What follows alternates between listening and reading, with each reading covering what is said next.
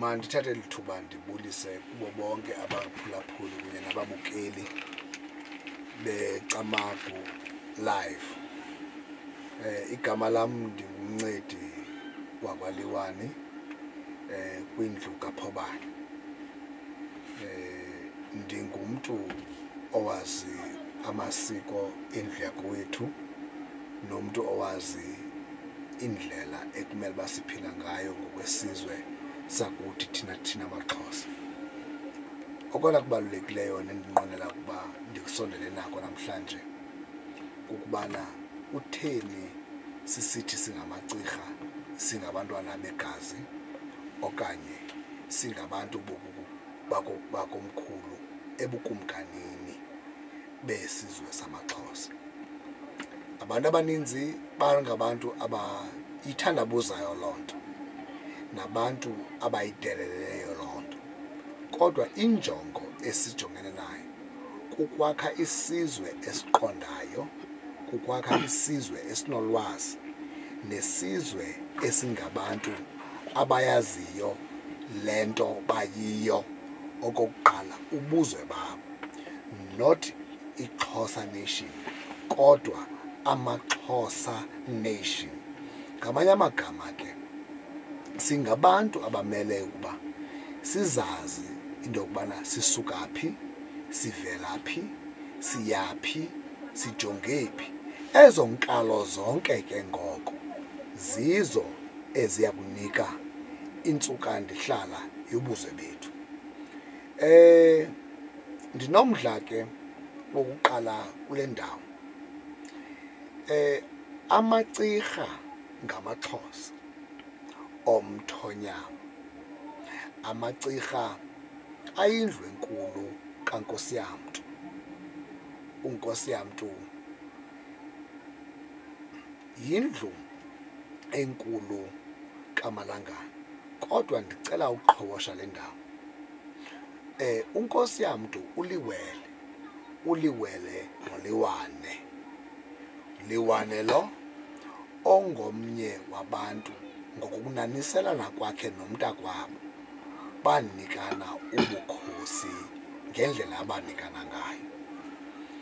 Kukho ke impazamo ethanda ukwenziwa ngabantu eyokokuba ndithetha ngoLiwani endinguye kunye noLiwane oliwele likaNkosi yamntu. uLiwani lo usisizukuzuku kwizizukuzuku zikaHali kuba waduda engazelanga uLiwane. Loo nto yenza into yokokuba ebunzimeni bezinto zokumiwa komzi wamaCirha Ndlebe, ukumiswa komzi kaXhosa, kubekho ubuyilo obenzekayo. Ngamanye amagama ezi zinto sikhangelele nazo kukwakhiwa nokuzinziswa komzi kaXhosa ngendlela eyiyo. Akukho sizathu ke ngoko esingasenza into yokokubana sicinge ukuba singabantu abahambeleyo kumzi kaXhosa okanye kwisizwe samaXhosa. Asihambelanga kwaye asibambelanga mntu. Aba bantu basoloko besithi bona naku benobukumkani, naku benobukhosi. Loo nto bayithethayo abayixoki kuba le bazibiza ngayo iyenye yezindlu zikaNkosi yamntu oliwele noLiwane. Masigqithe ke kuloo ndawo, kodwa masize kule ndawo. Yena uLiwane lo bazalwa ngubani? uNgxebe uNkosi yamntu. uNkosi yamntu uzalwa nguXhaphane. uXhaphane uzalwa nguMalangana. uMalangana uzalwa nguNkosiyane. uNkosiyane azalwe nguNgcwanguba. uNgcwanguba azalwe nguMagwalandini. uMagwalandini yonke le nto yakheka kwiqonga lomoya elizinziswe kwimizimba yabantu. Kwabakho umoya ke ngoku owobukhosi kuba oku sikulandayo njengamaCirha sikulanda kuba sinxibeleleke kwindawo uyokubana sinegazi lobukumkani. Uze uphazame ke ngoku uthi wena ebethuleleni amaCirha kwixesha langaphambili. Umbuzo uthi ngebethethe njani? Kuba ixesha ebesiphila kulo ibililo ebelikhokelisa ukuba utshawe ungomkhulu nangona ibali ligqwethwa lendlu kaXhosa. Ngamanye amagama, asizami kubhukuqa tshawe, koko sizinzisa umzi nendlu kaNkosi yam. Ngamanye amagama ithi le nto kuyanyanzeleka indlu kaNkosi yam imiswe ngoonyana bakhe. Ngobani oonyana bakaNkosi yam? Kwindlu enkulu nguCirha, ekunene nguJwarha, kwiqadi lendlu enkulu nguTshawe lo ukhahlelwa njengekumkani, kwiqadi lendlu yasekunene nguQwambe. Ithini le nto yamaqadi nakuzo zonke izinto zithethwa ngazo? Eyona nto sifuna ukuyikhomba ithi amaXhosa ayayazi ukuthi mhla kwaphela amathola liduna kwindlu ethile, kufuneka kube khona indlu ethile eza kuba laa nto sithi xa siyibiza ngesiNgesi yi-support system.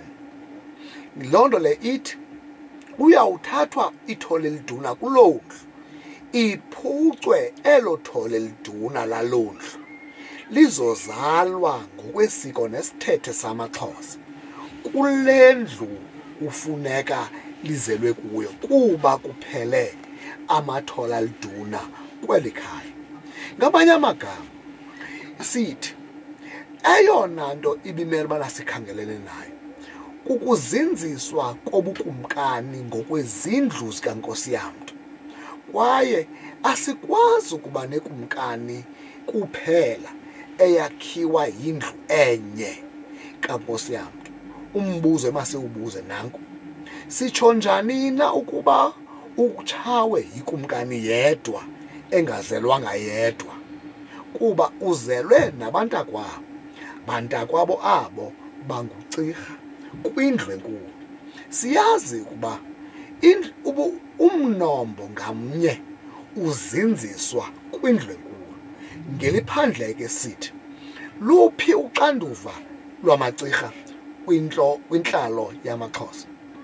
Uxanduva lwamaCirha kusekukhokeleni, hayi ekulawuleni, kuba kukho umahluko phakathi kokukhokhela nokulawula.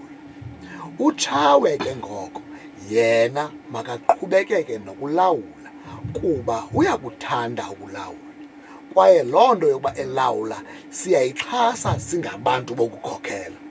Sibuye sizothi ke ngoku, ingaba uJwarha yinto ayizelelweyo? uJwarha uzelelwe ukugcina imbali yomzi, imbali yesizwe, imbali yekhaya. Loo nto leyo imenze abe ngumntu wokurhola kumatye asezintliziyweni zabantu ukuba intliziyo yamaXhosa imele ukuzinziswa ngaziphi izigaba. Loo nto leyo uyena mntu ulikhankatha lako oko nguJwarha. Akugqiba uzelelweni uQwambe? Simele ubana siyayibuza le mibuzo. uQwambe yena uzelwe ukuhlanganisa zonke ezi zindlu zingabakhulu bakhe, ukuqala kuCirha, uJwarha, uQwambe, ngoba ungumhlanganisi. Mandibuye umva kancinci, le ndlu kaJwarha yenza ntoni? Ukulondolozwa undili nesidima samaXhosa, apho amaXhosa kuthi ayakuba ngawo ayakucancatha emendweni weyisemkhulu, apho khona iintsika zokuzinziswa komzwa kowethu ziya kumiswa khona. Mandibuye nditsibe bunkawu kule ndawo. Kukho le ngongoma singafuni ukuyiqwalasela ukubana amaXhosa ngokwendliveli yawo ayingomaXhosa ngokufika kuphela kulo mhlaba sime kuwo, kodwa xa sibala izigaba zokuphila kwabantu nempilo yabantu, amaXhosa ufihlwe umnombo wemveli owawume kwilizwe lasendulo, kumhlaba wakwaKhemedi, Lo mhlaba lowo ke ngoko nguwo owawunika ukuzinziswa kwendlu yabenguni. Abenguni ke ngoko bangabantu abangabantu bemfuyo nangabantu abazinzisa izindlu zabo ngokwemeko yokwakheka kwamakhaya abo. Ngamanye amagama ke ngokusithi inhliziyo yethu simele sakha ukwakheka kwethu ngokubana sifuna ukunxibeleleka kumlibo wabazali bethu. Uyazi xa uzalwa ithole liduna, kwazi lizalwa ithole liduna kuba kusaziwa ukuba lo mzi lizalwa kuwo uya kufika kwizizukulwana ezizayo.